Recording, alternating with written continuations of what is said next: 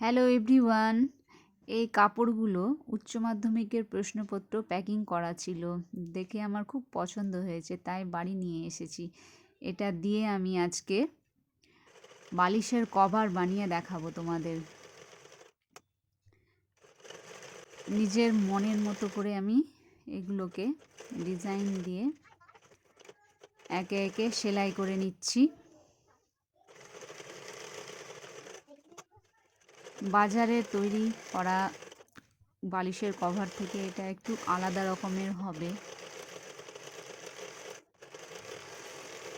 কাপড়টার colour আমার খুব পছন্দ হয়েছে। অন্যান্য কিছুও তৈরি করা যেত, কিন্তু আমি বালিশের কভার তৈরি করাটাই বেটার মনে করলাম। আমার মেয়ে খুব খুশি, কারণ আমি তারই বালিশের কভার তৈরি করছি। তৈরি হয়ে গেছে, এবার তোমাদেরকে দেখাবো কভারটা।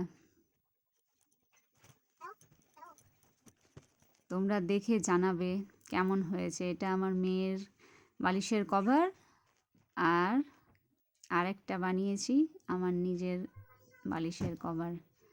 এই দেখে নাও দুটো, এই দুটো কেমন লাগছে অবশ্যই জানাবে তোমরা।